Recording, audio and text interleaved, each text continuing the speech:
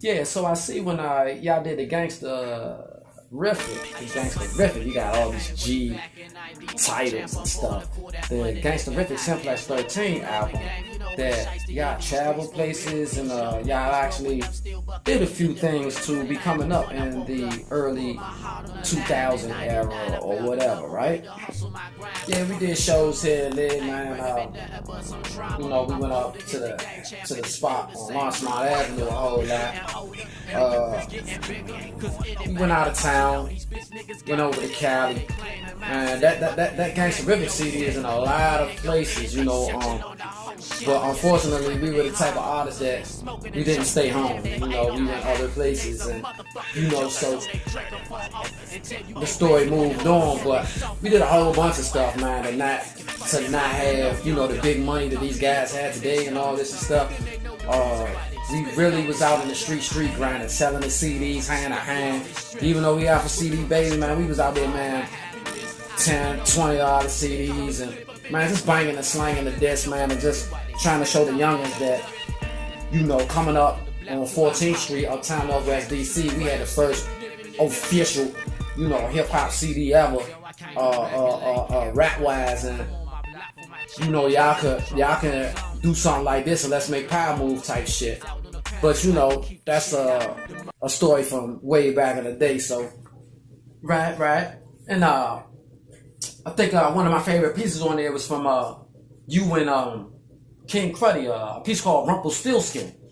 Hey man, y'all really got that thing, man. When I heard you say something like, I remember when I first heard Rumpelstiltskin killed the drug dealer. Oh man, it's just the way you put that thing together. I was like, ooh man, who is this guy, man? Ain't nobody rapping like that, like, you know, saying what you say in linguistics, man, you know. So then we move on up, we move on up, right? Alright, so then we move on up to 2010, and you had dropped a piece called The Stamp Package. Oh yeah, The Stamp Package. Yeah, I featured Miss Crown King, aka Lois Lane, on there. Red's the bad guy. You know, all three of us, we from uptown, Northwest DC.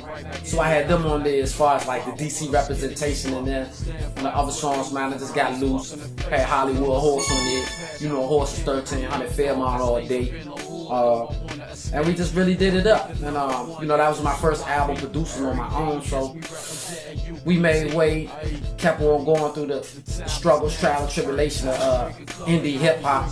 And we pressed on up to the latest album that I have now. Oh, yes.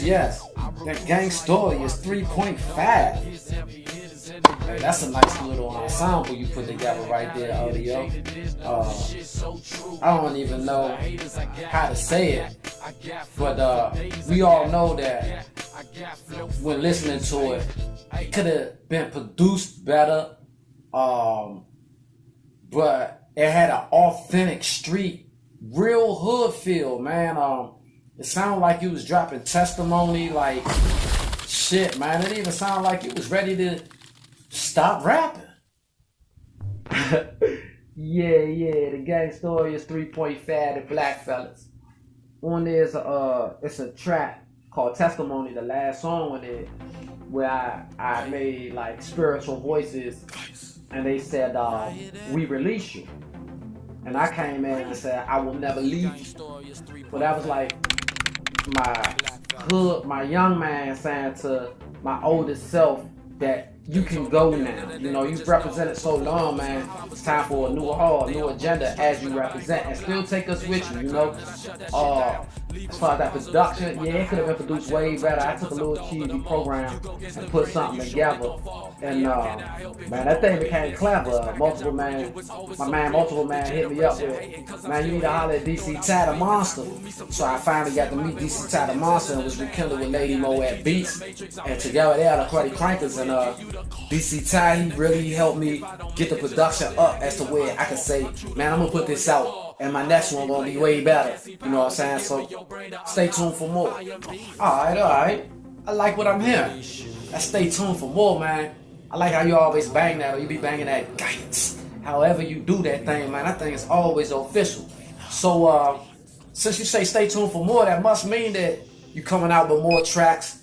We also see that you do a lot of author stuff too, man. You writing, you have some scripts. You know, put out a little movie on YouTube called Noodle Heist, a DC thing, man. And I see, man, some young people beating you up for oodles and noodles, man. What was that all about?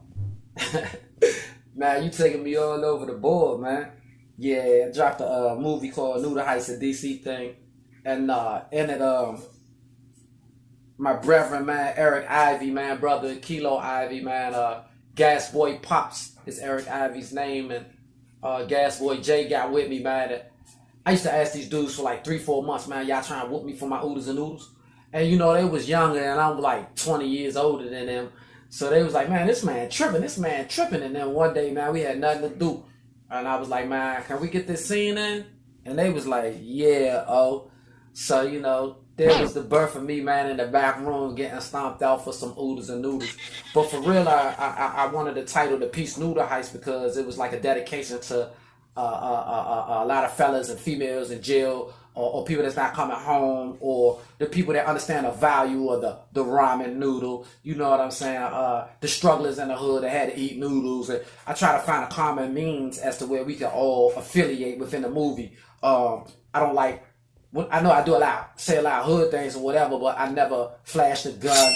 Like in one of my songs, I say, I never showed you a strap. You know what I'm saying? I'm proud of that, to show the other side of the hood, instead of always, yeah, man, I got my 2-shooter, I got my bang, bang, bang, all the bang and shit. You know what I'm saying? I like some of that, but you know, I myself, my 2 words are distinguished and prestigious. You know what I'm saying? So I gotta be that way. But yeah, we drop. Hey man, you gonna take me all around the board, man? I thought this was gonna be like a 1-minute interview, Mo. But one thing is you know, Gas God O.D.O, that you never know which way the ocean's gonna flow when you mess with VZPENT.